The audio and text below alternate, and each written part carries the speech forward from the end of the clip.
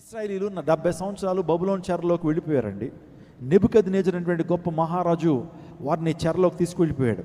అందులో ప్రాముఖ్యంగా దానియేలు, షడ్రక్, మెషక్, అబేద్నెగోలు, నెహెమ్యా, ఆ తర్వాత ఇర్మియా ఇలాంటి వారందరూ కూడా ఆ చెరలోకే వెళ్ళారు.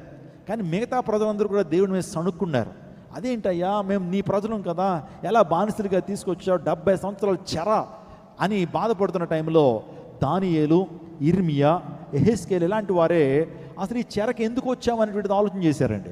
ఈ చెరకు మేము ఎందుకు వచ్చాము, మా యొక్క స్వయంకృత అపరాధమే, మేం చేసిన తప్పిదమే, మేం చేసినటువంటి పాపములే, మేం చేసిన తిరుగుబాటే మమ్మల్ని ఈ ప్రాంతానికి తీసుకొచ్చినాయి, ఈ చెరలోకి తీసుకురావడానికి మేం చేసినటువంటి పాపములను గ్రహించినటువంటి వారు వెంటనే ప్రభు సముఖానికి వెళ్ళి క్షమాపణ అడిగారు. అయ్యా క్షమించయ్యా, మేము చేసిన తప్పిదాల ద్వారానే మేము చెరకు అప్పగించబడ్డామని, వారు మా పాపాలే కారణమని ఎప్పుడైతే దేవుని సన్నిధిలో క్షమాపణ వేడుకున్నారో దేవుడు మరలా వారిని విడిపించి 70 సంవత్సరాల తర్వాత దేవుడు వారిని విడిపించి మరలా యెరూషలేముకి వారిని నడిపించినట్లుగా మనం చూస్తూ ఉంటాం. ఈరోజు ఒక మాట నేను చెప్పనివ్వండి, ఈరోజు నా హోసన్నా అని నోటితో చెప్తున్నామంటే అర్థం ఏంటో తెలుసండి.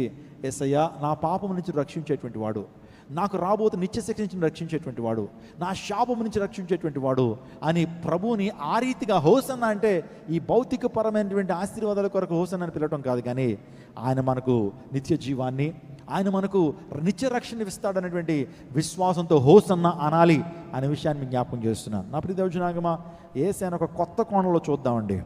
యేసయ్యను ఒక కొత్త కోణంలో మనం ఈ రోజున చూడటం ప్రారంభించాలి. యేసును రాజుగా మన జీవితాల్లో ప్రతిష్ఠించుకోవాలి. చిన్నప్పుడు